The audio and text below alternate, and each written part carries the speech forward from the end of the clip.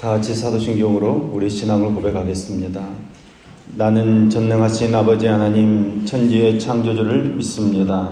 나는 그의 유일하신 아들 우리 주 예수 그리스도를 믿습니다.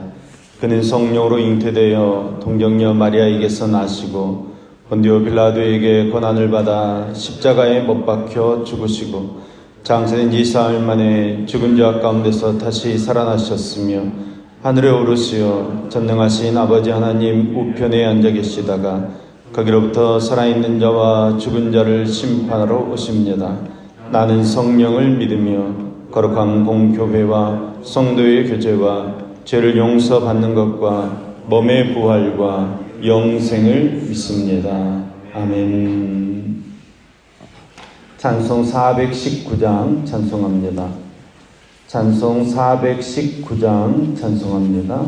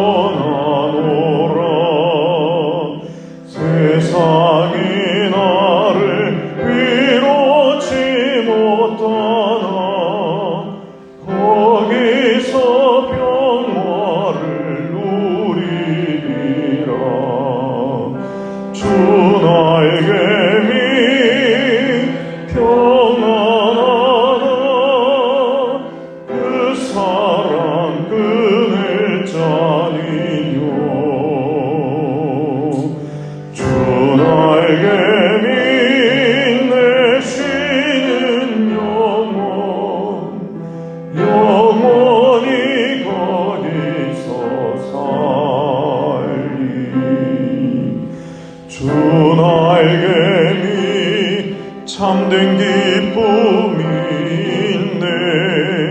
고달픈 세상 길 가는 동안 나 거기 숨어 돌보심을 받고 영원한 안식을 얻으리라.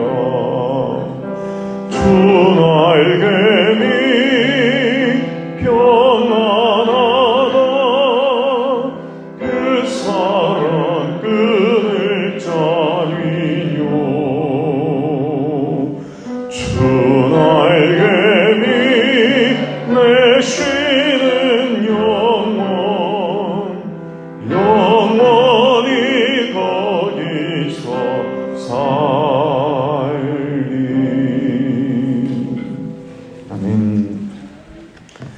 오늘 주신 말씀은 시편 11편 1절에서 7절까지 말씀입니다.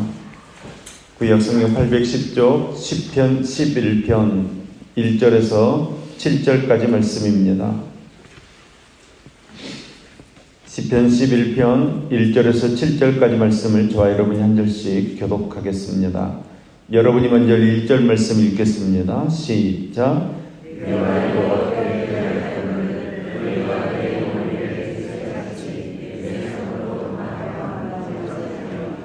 악인이 활을 당기고 화살을 시위에 먹으며 마음이 바른 자를 어두운 데서 쏘려 하는도다. 여호와께서는 그의 성전에 계시고 여호와의 보좌는 하늘에 있으며 그의 눈이 인생을 통촉하시고 그의 안목이 그들을 감찰하시도다.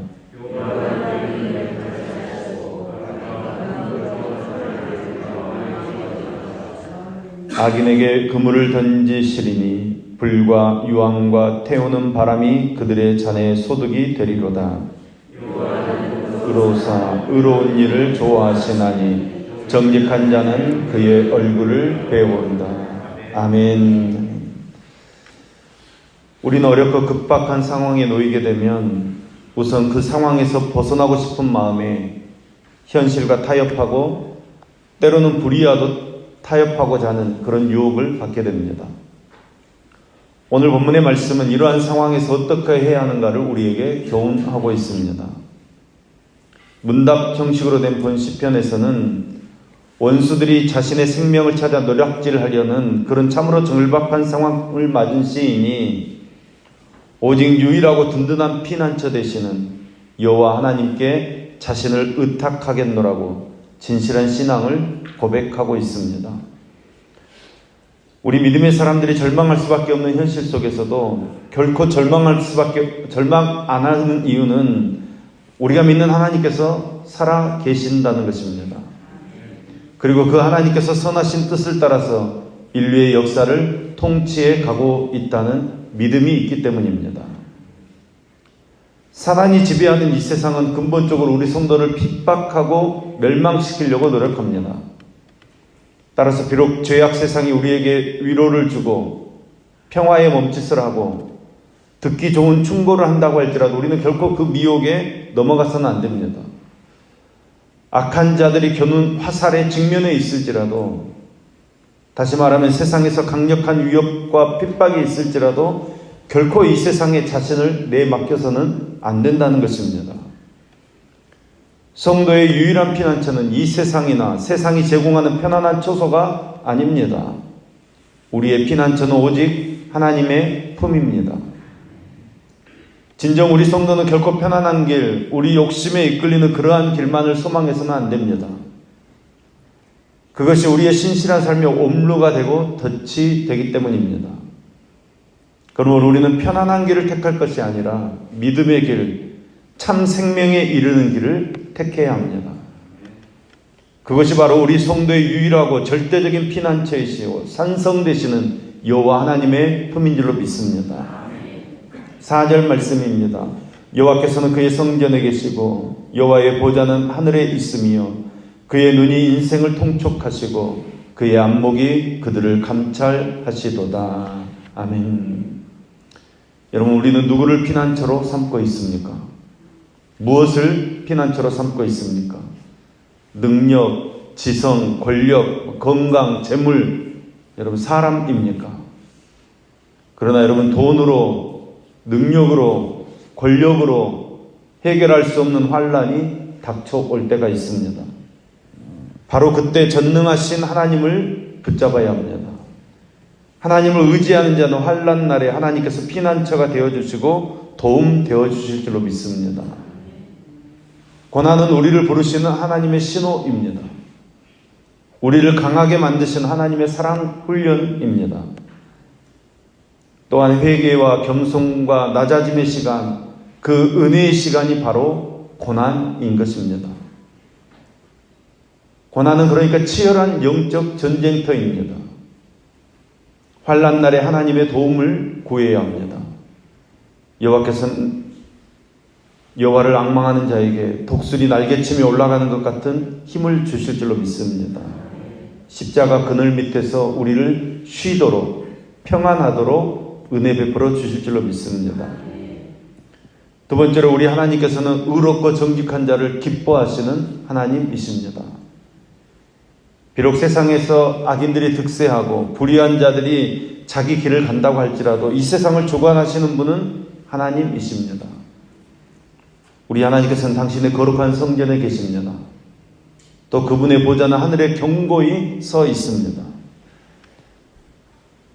그러나 그 하나님께서는 이 세상과 무관하지 않으십니다. 이 세상을 감찰하시고 이 세상을 다스리십니다. 다시 말하면 인간의 일거수일투족을 예리한 눈으로 소상히 살피시고 그 되어져가는 모든 과정을 하나도 놓치지 않으시고 세밀하게 관찰하고 계시는 하나님이십니다.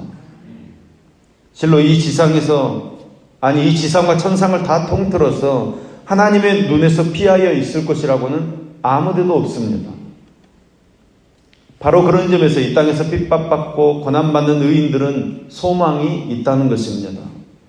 왜냐하면 하나님께서 당신의 거룩한 뜻에 순복하며 정직하게 행하는 자를 심히 기뻐하시기 때문입니다.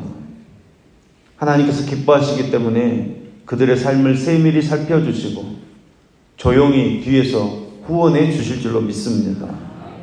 진실로 오늘도 그 심령이 청결하고 정직하게 행하고 하나님을 깊이 의뢰하는 자는 하나님을 뵙게 되는 영광을 얻게 될 줄로 믿습니다. 6절 말씀입니다. 악인에게 그물을 던지리니 불과 유황과 태우는 바람이 그들의 잔에 소득이 되리로다. 아멘. 하나님께서 악인에게 그물을 던지신다고 말씀합니다. 여러분, 그물에 걸리면 고기가 빠져나오지 못하듯이 하나님의 그물에서 악인이 빠져나오지 못하고 결정적인 하나님의 심판을 피할 수 없다는 것입니다. 소돔과 고모라가 불과 유황의 심판으로 흔적도 없이 사라지듯이 하나님께서는 악인을 불과 유황에 타는 지옥으로 보내실 줄로 믿습니다. 사람들은 조급하게 왜 악인들이 그대로 걸어다니게 그만 놔두십니까? 이렇게 반문할 때가 있습니다. 그러나 반드시 하나님께서는 하나님의 때에 하나님의 뜻을 이루실 줄로 믿습니다. 반면 하나님께서는 의인을 사랑하시고 의인에게 복을 베풀어 주십니다. 7절 말씀입니다. 여호와는 의로우사 의로운 일을 좋아하시나니 정직한 자는 그의 얼굴을 배우리로다. 아멘. 주님의 얼굴을 배울 그날까지 하나님께서는 우리 의인들을 붙들어 주시고 인도해 주실 줄로 믿습니다. 의인의 삶은 장차 해같이 빛날 것이지만 악인의 길은 망하게 될 것입니다. 지금도 사단은 끊임없이 성도들을 공격합니다. 넘어뜨리려고 합니다. 그러나 능히 사단을 이기신 우리 왕 되신 우리 주 예수 그리스도를 바라보는 자는 아무 문제 없습니다. 전혀 문제될 것이 없습니다. 이미 주님께서는 우리의 방패 되시고 우리의 생명 되시고 우리의 보호자 되시기 때문입니다. 그 주님께서는 이미 사망을 이기시고 부활 승리하신 우리 주님이십니다. 하나님께 피하는 자만이 하나님의 구원의 얼굴을 보게 될 줄로 믿습니다. 히브리서 12장 14절 말씀입니다. 모든 사람으로 더불어 화평함과 거룩함을 쫓으라. 이것이 없이는 아무도 주를 보지 못하리라. 우리가 악으로 갚아서는 하나님 볼 수 없습니다. 여러분, 화평함과 거룩함을 쫓아가는 저와 여러분 되기를 소망합니다. 화평함과 거룩함을 쫓아서 하나님의 뜻을 이루어가면 하나님께서 우리에게 얼굴을 들어서 축복해 주실 줄로 믿습니다. 사랑하는 여러분, 지금 무슨 문제를 만났습니까? 인생의 위기가 다가왔습니까? 너무 하나님 의지하지 말라고 적당히 세상과 타협하라고 유혹받고 있으십니까? 여러분, 그럴 때일수록 오늘 다윗처럼 하나님을 전적으로 의뢰하시기 바랍니다. 주님께서 여러분을 위로해 주시고 여러분의 힘든 문제들을 해결해 주실 줄로 믿습니다. 다윗을 숱한 위기와 절망 가운데서 건져내시고 또 악인들이 보는 데서 최후 승리를 얻게 해주셨던 하나님께서 성도들과 함께 하시면서 동일한 은혜를 베풀어 주시기를 예수님의 이름으로 축원합니다. 기도하겠습니다. 사랑과 은혜와 자비가 무한하신 하나님 아버지, 절망의 때에 우리 주 하나님만 바라봅니다. 우리는 악인들이 잘 되는 모습을 보고 낙심하지 않습니다. 우리 의인의 길은 하나님께서 책임져 주시고 하나님의 때에 놀라운 역사로 함께 하실 줄로 믿습니다. 은혜를 내려 주시옵소서. 세상 사람들은 상황 논리를 가지고 하나님을 의지하고 하나님께 피하기보다는 세상의 방편을 의지하도록 설득하지만 우리는 항상 다윗의 믿음을 가지고 하나님께서 우리와 함께 하시며 우리의 기도를 들어주신다는 것을 믿고 하나님께 피하는 삶을 살게 하여 주시옵소서. 하나님께 피하여 말씀대로 기도하며 정직하게 사는 것이 미련한 일이 아니라는 것을 알게 하여 주시옵소서. 때로 고통스러운 일들이 있다고 할지라도 낭망하지 않고 우리를 연단하시는 과정으로 이해하는 하나님의 법을 배우게 하여 주시옵소서. 그리고 악인에게는 반드시 심판하시고 의인은 영광스러운 하나님의 얼굴을 보게 된다는 것을 믿게 하시고 세상 바라보기보다는 하나님께 피하는 하나님만 바라보는 믿음의 삶을 살도록 붙들어 주시옵소서. 우리를 만나 주시고 문제들을 풀어주시는 좋으신 하나님을 우리가 체험하며 살게 하여 주시옵소서. 주님의 몸된 교회가 세상을 구원하며 거룩한 빛을 드러낼 수 있도록 교회의 모든 지체들이 하나님의 자녀로서의 정체성을 잃지 않고 언제나 주님의 뜻에 합당한 삶을 살게 하여 주시옵소서. 무엇보다도 한국교회 안에 들어와 있는 물질주의, 성공주의, 편협한 이기주의가 다 사라지게 하시고 거룩한 교회로서의 교회 공동체를 이루어가도록 날마다 성령으로 새롭게 하여 주시옵소서. 이 아침에도 소원을 품고 하나님 앞에 1천만 현금 드리는 임균영 청년 또 임상훈 청년의 손길을 흠양하여 주시옵소서. 하나님께서 축복하시어서 저들의 가정과 사업이 날로 번창하도록 함께 하시며 자녀들이 믿음의 길에서 낙오하지 않고 더 형통한 복을 누리도록 역사해 주시옵소서. 오늘도 우리의 삶의 어떤 형편 가운데서도 하나님을 의지하며 성령으로 힘써 싸워 승리하는 삶을 살게 붙들어 주시옵소서. 부활 승리하신 예수님의 이름으로 기도합니다. 아멘. 다윗을 숱한 위기에서 건져주시고 붙들어주신 하나님께서 우리의 삶에도 찾아오셔서 지켜주시고 인도해 주시옵소서. 또한 자신의 기도 제목을 가지고 같이 기도하겠습니다. 우리 주여 한번 외치며 기도하겠습니다. 주여